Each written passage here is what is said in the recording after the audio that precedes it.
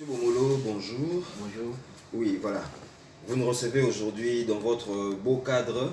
Mais avant de commencer cet entretien, je souhaiterais vous demander de vous présenter devant le public. Oui, je réponds au nom de M. Robert Boumolo.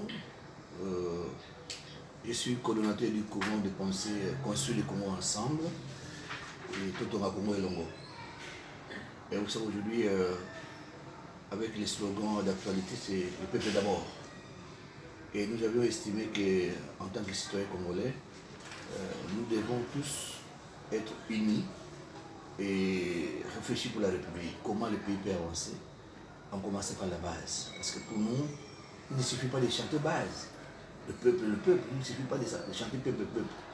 Or, nous nous sommes rendus compte après un temps que la répartition des revenus nationaux n'est pas équilibrée.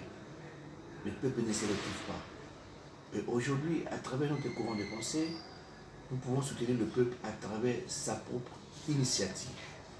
Ce peuple aujourd'hui, à travers les différents villages du pays, ont des activités, ont des productions artisanales. Et je vous en parle aujourd'hui, si nous prenons à titre d'exemple la production des accords artisanales, qu'on appelle couramment le toko, à Guinée, tout ce que vous voulez, où le peuple est en train de produire.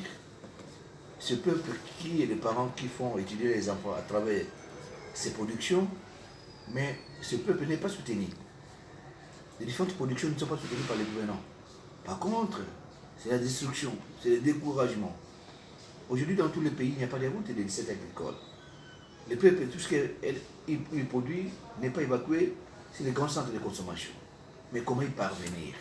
Quelles sont les possibilités pour permettre à ces peuples de se prendre en charge en impliquant le gouvernement? Et nous avons pris cet exemple important, courant, parce qu'aujourd'hui, nous sommes dans la ville de Kinshasa. Aujourd'hui, la consommation de l'accord traditionnel est devenue quelque chose d'actualité et qui nécessite un encadrement de ce peuple. Donc, l'ONG, le courant des cancers, estime qu'aujourd'hui, on doit soutenir ce peuple au travers des gouvernants. Nous devons parler avec les gouvernants, avec les différents gouverneurs de province, pour que ces gouverneurs encadrent ces populations, pour que ces différentes productions soient valorisées, pour que la commercialisation de cette boisson soit également valorisée à travers l'emballage, à travers l'étiquetage, à travers l'identification du degré d'alcoolisme. Aujourd'hui, on ne connaît pas la teneur d'alcool de cette boisson-là. Et qui devait faire? Ce villageois qui il est dans son village et produit cette boisson artisanalement, mais pas manque de soutien de l'autorité politique. C'est vendu comme ça, exposé au travers des échantillons qui ne répondent pas aux normes. Et voilà, aujourd'hui, nous estimons que nous pouvons continuer autrement. Dire aux dirigeants que la base, le peuple d'abord ne veut pas dire vous êtes dans votre bureau IP et que le peuple il est dans 1000 km de Kinshasa, vous parlez peuple. Le peuple, c'est aller vers ces gens-là et au travers de cette structure-là, nous demandons à chaque citoyen congolais, chaque citoyenne congolaise de réfléchir peuple. Comment nous pouvons soutenir ces peuples-là? Consommons ici. Et je crois que voilà la vision que nous avons au travers du courant des pensées. Nous nous réunissons pour ça. Merci beaucoup, Monsieur Bomolo. Je vois que vous vous êtes présenté comme le coordonnateur du courant de pensée Construisons le Congo ensemble, Totonga Congo et Longo. Pour continuer, j'aimerais approfondir un tout petit peu cette présentation, puisque nous avez présenté la structure. Mais de qui est composée exactement cette structure? Est-ce qu'il y a une catégorie spéciale de personnes ou bien vous admettez tout le monde dans l'ASPL? Vous savez, vous avez compris qu'aujourd'hui, les peuples, celui qui n'a même pas le diplôme universitaire ou d'école secondaire, ce peuple-là qui pense, qui réfléchit en lieu et place de ce qui peut être intellectuel. Le malheur aujourd'hui du Congo, c'est ça. Ces gens qui prétendent détenir des diplômes, mais au finish, il n'y a pas de réponse. Il y a ces gens qui sont devenus ingénieurs aujourd'hui civils, dans les grandes universités du monde, et qui sont nés au village. Il est allé étudier avec la pirogue, et ils sont incapables. Il y a des gens qui ont étudié avec la vente de cette boisson-là qu'on appelle à Guinée, par exemple, aujourd'hui. Mais ils sont incapables de donner, de valoriser cette boisson-là que sa maman hier avait vendue pour nous faire étudier. Il y a ces gens-là qui sont incapables aujourd'hui de valoriser ce que fait ces peuples-là. Mais malheureusement, vous voyez, ce sont ces gens qui passent à la télévision, parler français. Et le peuple nous donne des leçons importantes. Le courant de pensée de cette structure n'a pas une limite, non. C'est tout le monde qui a à dire. C'est tout le monde qui a une vision pour ce pays. Parce que nous sommes fatigués, nous voulons que chacun contribue de sa façon. Chacun à son niveau. On ne voit pas les diplômes. Vous pouvez réfléchir en français, l'autre peut réfléchir en anglais, l'autre en langue nationale, langue du village. Et c'est ce que nous puissions avoir autour de nous des personnes qui ont de la matière, qui ont une vision. Voilà, monsieur le journaliste. Ok, merci beaucoup.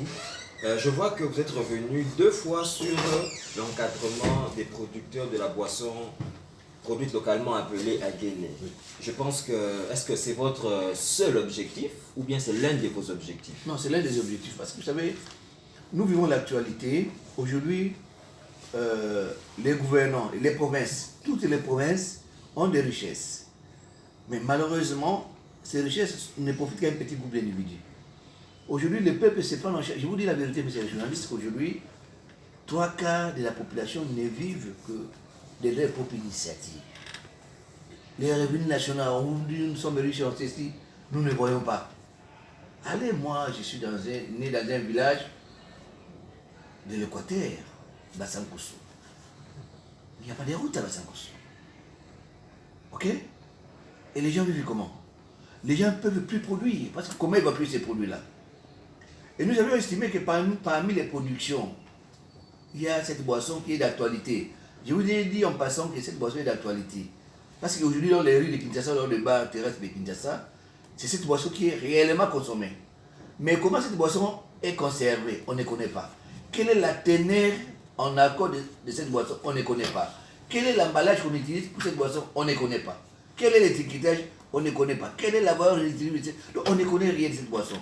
Parce que nous avons pris à titre d'exemple d'un produit, on a pris au hasard un produit qui après enquête sur le terrain, après questionnement, après analyse, si 10 demandes, 9 demandes ont pour faire que la boisson soit valorisée. Pour savoir quand même répondre aux normes. C'est une bonne boisson qui est réellement consommée. Que nous puissions impliquer les gouverneurs des provinces. Parce que ces boissons sont produites dans les provinces respectives. Toutes les provinces de la République. Mais à des noms, des appellations différentes. Voilà, donc c'est un des choix parmi les produits. Nous avons d'abord voulu commencer par ces produits-là qu'on appelle Aguene, couramment le toko, Agege, tout ce que vous voulez, Casquis, Chamba, tous ces noms-là, si vous voulez. Monsieur Bomolo, c'est vraiment une initiative, c'est une première en tout cas dans le pays, puisque nous n'avons pas beaucoup entendu les gens parler de la valorisation de cette boisson-là. Elle est souvent décriée au niveau national, mais vous pensez à valoriser cela. Mais comment comptez-vous procéder pour atteindre l'objectif de la valorisation de cette boisson-là? Oui, c'est simple. Je crois qu'ici, il faut d'abord procéder à l'identification d'abord des producteurs, les recenser. Le recenser, c'est la première démarche. Ils doivent quitter la vie des clandestins à une vie officielle normale où ils sont sécurisés par l'État congolais au travers des chefs du territoire, chefs des communes, chefs des provinces, tout ce que vous voulez. Et au finish, il y aura une deuxième étape. C'est identifier ce qu'ils ont comme récipient, comment ils produisent, quelle est la procédure, quelle est la matière première. Parce qu'il y a eu des mamans qui nous ont, après enquête, qui nous ont révélé des choses sérieuses, comme quoi il y a même des boissons qui proviennent de bananes, d'ananas, de canne à sucre, de maïs, de foufou et tout ce que vous voulez. Donc nous vous disons, mais en fait, c'est une grande industrie qu'on peut valoriser. Voilà, tout ce que nous produisons par rapport aux produits agricoles, nous avons ces boissons-là. Et nous pouvons même exporter aux besoins. Quelle est la finalité lorsque nous prenons la prémisse, nous prenons la score? C'est pour devenir ivre. Mais lorsque nous prenons cette boisson-là, quel est l'avantage que nous avons? Non seulement vous devenez ivre, vous avez faim. Non seulement vous devenez faim, ça soit aussi certaines maladies. Nous avons fait suffisamment des enquêtes. Et nous avons associé certains chimistes parce que pour nous avons estimé que c'est produit dans nos villages respectifs. Ok? Et que ces produits, ça nécessite le concours de chacun de nous. De ceux qui ont prétendu, ceux qui ont étudié, ceux qui ont dit des professeurs, parmi la recherche qu'ils devaient faire c'est faire des recherches par rapport à la nature de cette boisson-là. Et nous, aujourd'hui, nous estimons que nous allons atteindre cet objectif. Parce qu'aujourd'hui, nous allons sillonner toute la République pour qu'au retour, nous puissions avoir des réponses à nos préoccupations. Voilà, monsieur le journaliste, parce qu'aujourd'hui, Congo, ça nécessite la contribution de tout le monde. Et lorsque les chefs d'État parlent d'abord du Congo, peuple d'abord, mais ça ne doit pas rester dans les discours. Le peuple d'abord, c'est dire qu'aller vers ce peuple-là, identifier ce que ce peuple-là fait et les soutenir. Les soutenir, on ne voit pas distribuer les recettes de diamants, des cuivres à tout le monde. Dans chaque province, il y a une réalité. Il y a des provinces richement agricoles et quels sont les dérivés de ces produits agricoles, qu'est-ce qui est produit en dehors des foufous, des maïs et tout ce que vous voulez. Et c'est là où nous devons faire. Et je vois que au travers le courant de pensée, et les penseurs ont une vision. Je préside une grande réunion de penseurs, mais je vous dis la vérité, mais c'est intéressant. C'est intéressant. Merci beaucoup, monsieur le coordonnateur. Vous avez des objectifs, mais il faut des moyens pour les atteindre. Oui. Est-ce que vous comptez sur le soutien de l'État, sur le soutien de certaines structures privées, ou bien vous avez vos propres moyens pour y arriver? Nous avons des moyens et nous aurons des moyens. Parce que ce peuple maîtrise. Ce peuple-là a besoin, en d'autres termes, d'un syndicat de défenseurs des consommateurs de cette boisson-là. Vous savez, aujourd'hui, aller à Maluku aujourd'hui, aller dans le port, c'est des litres et des litres de cette boisson qui descendent, qui sont déchargés. Mais il y a ce qu'on appelle les histoires d'antidrogue qui sont détruites. Alors qu'ils ont payé bonnement. J'ai beaucoup félicité le gouvernement sortant qui avait signé un arrêté pour que par 25 litres, vous payez 3 000 francs. Mais curieusement, ces gens ne vendent pas officiellement. Même si vous avez payé les 3 000 francs par 25 litres, mais la vente n'est pas officielle. Les gens sont terrorisés. Il y a des fois, on vient les ravir pour détruire. Donc voilà, ils sont en insécurité. C'est-à-dire que la première contribution, c'est ces gens eux-mêmes. Ils doivent contribuer pour que les produits soient sécurisés. De deux, par rapport à l'État congolais. Il y a une valeur ajoutée. Lorsqu'on va emballer ces boissons-là, il y aura une valeur ajoutée. On va donner de la valeur à cette boisson. Il y aura des recettes qu'on peut avoir de cette boisson. Parce que vous êtes en Bandaka aujourd'hui. Là, les chachons de 25 récipients de 25 litres, c'est 45 000 francs. Rendu Kitaz, c'est 90 000 francs. C'est beaucoup d'argent. Et l'État congolais devait organiser ces gens-là pour que dans les 90 000 francs qu'ils sont en train de payer, que l'État puisse avoir aussi des recettes. Et pour que l'État ait des recettes, l'État doit aussi contribuer, doit participer. Donc on encadrera ces gens-là. Donc nous allons travailler en intelligence avec l'État, avec les bourgmestres, avec les gouverneurs, pour que ça soit, on va essayer des commissions. Et je vous informe, j'ai déjà raconté quelques gouverneurs par rapport à ça, pour que, sincèrement, ce peuple se sente sécurisé et pour que nous puissions même motiver la population. Au lieu que ce soit des petites quantités, ce soit des grandes quantités. C'est tellement la grande concurrence, c'est les sociétés brassicoles qui estiment que non, ils vont disparaître. Non. Nous avions opté au Congo pour l'économie libérale. Et c'est la loi de l'offre et de la demande. On ne doit pas combattre les uns au détriment des autres ou au profit des autres. Non, non.